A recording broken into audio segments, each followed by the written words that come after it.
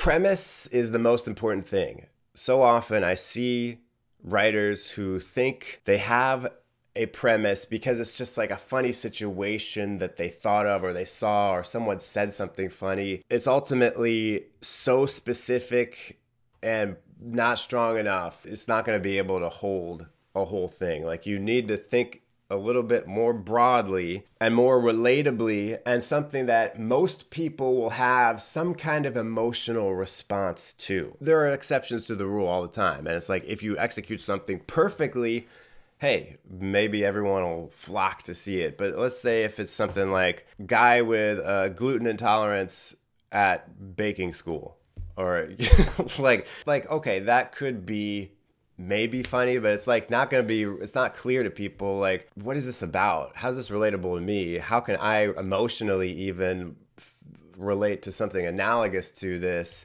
It's just too much work for the audience before they even have clicked on the video. You want them to see the title and immediately be like, whoa, I know what that means. You gotta start to broaden it out. Who's the audience for it? What's relatable to them? What's going to make them go, ooh, I get that, and I'm going to click on it. Once you pick a strong enough premise, the script writes itself. Like, if you'll find, if you're writing a script and it's like, dang, I am really like grinding through this, it's probably because premise, not as strong as you thought it was. Be concise. Be focused. Don't go off on tangents.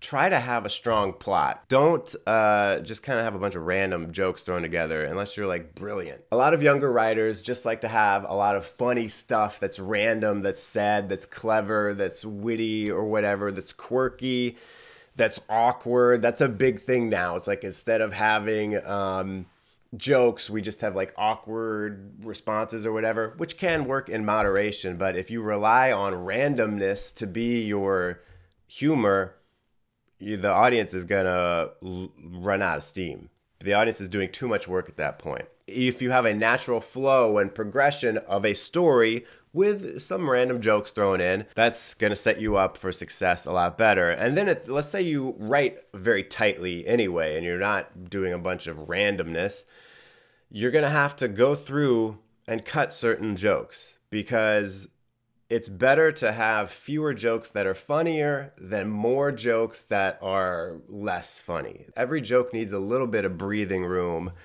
They need time to set themselves up to laugh and then come down before the next one. And sometimes we try to do too much. We try to have every line be funny, and it just becomes exhausting after a while to the audience. Plotting and structure are very important, and the basic structure for a sketch is situation, escalation, escalation, escalation, reversal, or climax. But the climax is usually most satisfying if it is a reversal of some kind. So you have a situation where it's like, that's basically what the concept is, what the title is. There's a problem, there's a conflict inherent in that. And then the characters try, or the main character or whatever tries 3 different ways. It could be 2, it could be 4, but 3 is sort of like the magic number there, to fix it, to get out of the problem. And each time they have to try something bigger, and each time something more absurd happens. Now, one of the most famous comedy sketches on YouTube and off of YouTube, the Substitute Teacher sketch by Key and Peele, which if you haven't seen, you gotta watch it. But it's immediately relatable. Substitute teacher, we've all had them, and substitute teachers, they do roll call, they don't know who anyone is, and they mispronounce some people's names, right? So then the funny twist on that is the substitute teacher is, this inner city guy, and he's pronouncing all the names incorrectly. He's pronouncing all these basic white names as though they are more stereotypically African-American names. So with each name he calls out, the students then react. It's a slight escalation with the students' reaction. They're like, that's not my name, blah, blah, blah. And then it really gets escalated and more exaggerated and absurd with the substitute teacher's reaction. He gets more and more angry every time they say, that's not how you pronounce my name. And then at the end, the reversal, the last name that the substitute teacher calls is Timothy, which you think, oh, he's just mispronouncing Timothy. But then the black kid, played by Jordan Peele, raises his hand and says, present. And it's a reversal at the end because the audience is anticipating another escalation and failure, but it's actually it gets turned around. The unexpected happens. Usually a comedy sketch only has room for a few big characters that are absurd, and then the rest kind of have to be a little bit blander. More bland. And you also need to set up these different characters so that they naturally clash with each other or complement each other. You don't want you don't want characters that are like the same type, basically. Now, there are comedy sketches that are just like character studies, kind of, where it's just like one character. There's no other characters in the sketch, and it's showing how they interact with the world and other people around them.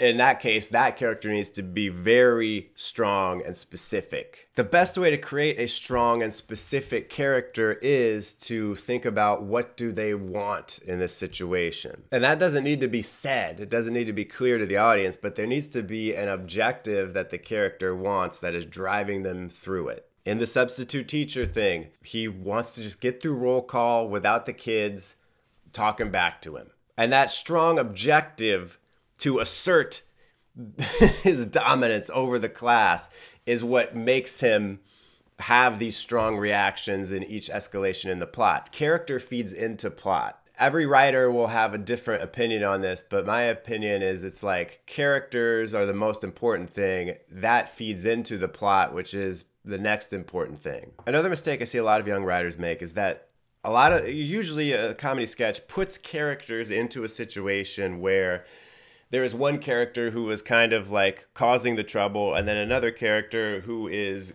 on the receiving end of it. And I think one of the worst things you can do is default to that other character who is receiving it just being annoyed. Like, that's their character. They're annoyed. Like, why would you do that? They're indignant. They're angry. To me, and this might just be personal preference, but to me, it's funnier when a character is trying their best to kind of play along and get through it without just acting like a jerk. Because usually the character who's causing problems is not relatable, and then the character who is on the receiving end of it is like the stand-in for the audience. But if that character is just annoyed all the time, it becomes irritating, and I don't want to relate to that character anymore. So then it's like, who do I have in this sketch? In many cases, you want to think about which character in here is the stand-in for the audience, is like the straight man, or is the person who's maybe a little bit more even keel, who the audience can project themselves onto in the situation.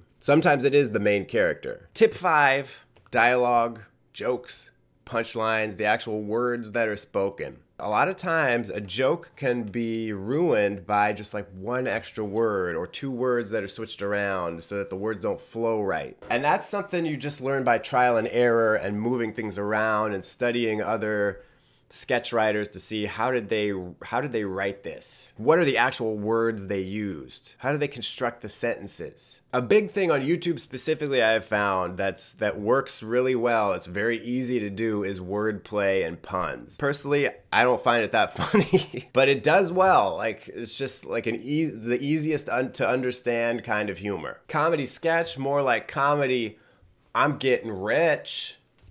Like stupid stuff like that. Going back to what I was saying earlier about randomness, I would try to make the dialogue not just have random crap you say. Like, there should always be a reason for everything that's said that's much more satisfying. And if a character needs to say something random, let's just say a character is saying like, I got lost and ended up in Massachusetts. Like, and so the random thing is the place they ended up, right? And it could be anywhere. It doesn't really matter, and there's no real way that you could, think of something that was related to the rest of the sketch. Just think of a word that is funny, a place name that is funny to say. So for instance, saying, I ended up in Vermont. It's not a very funny word. I ended up in Manitoba. It's a funnier word. With a punchline, there's usually a word. And once you hear that word, you know the joke. It all fits together. That's the end of the joke.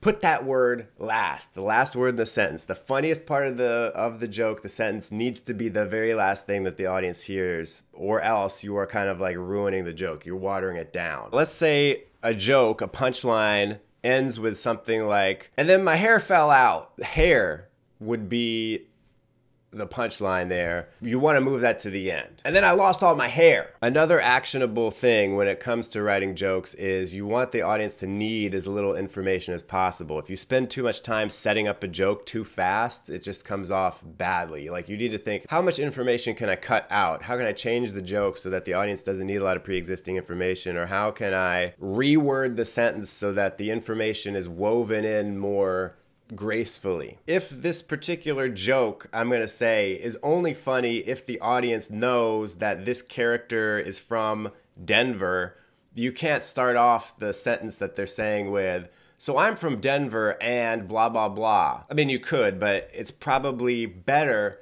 to find a way to fit that in elsewhere, or to make the joke not reliant on that information. Put that information a few lines before, so it's like it doesn't even seem like we're leading up to a joke.